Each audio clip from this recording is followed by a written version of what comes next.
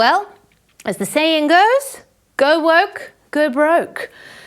And super woke retail giant Target is realizing that the hard way in the wake of their Pride Month display back in June, which featured tuck-friendly swimwear for women, as well as pride slogans on clothing for children and even babies. An investor named Brian Craig is suing Target over the Pride Month display, saying that it misled investors over risks related to its LGBT marketing and diversity, equity and inclusion policies. The vice president of America First Legal, which is the law firm handling the case, Jean Hamilton, stated Target's board and management failed to follow federal law, which makes publicly traded companies issue particular statements to investors on risk management.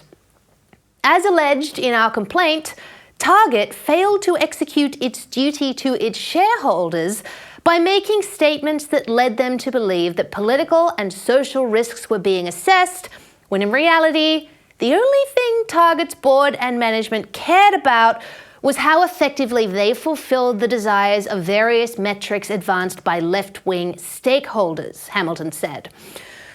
Since that fateful display in June, Target has lost $14 billion worth of its market value.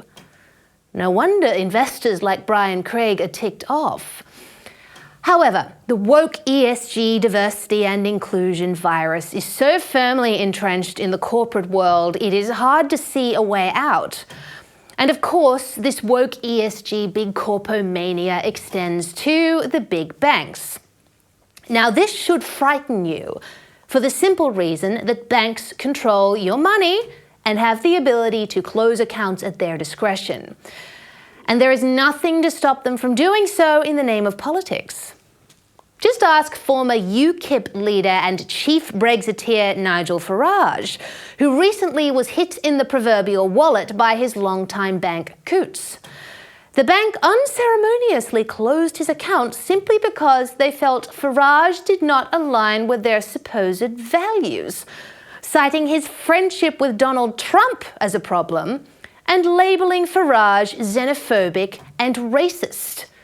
As Farage himself said, "The establishment are trying to force me out of the UK by closing my bank accounts.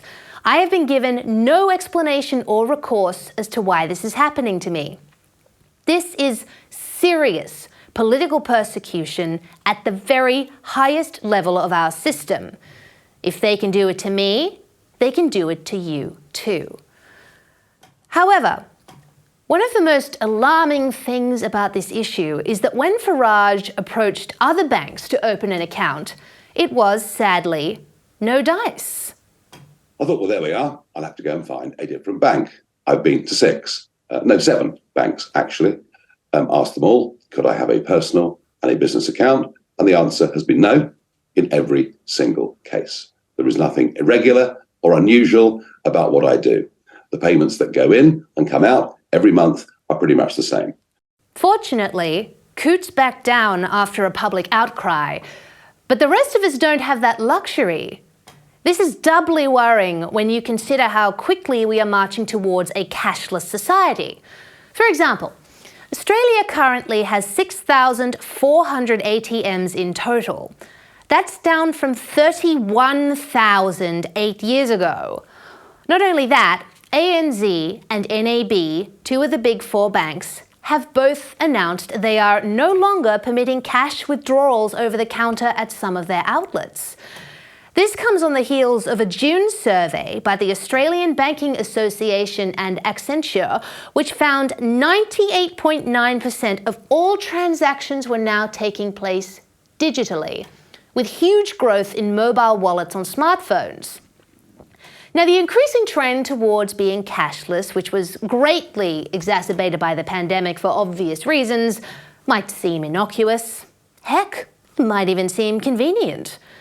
But it is an absolute gift, not only to big banks, but also big government.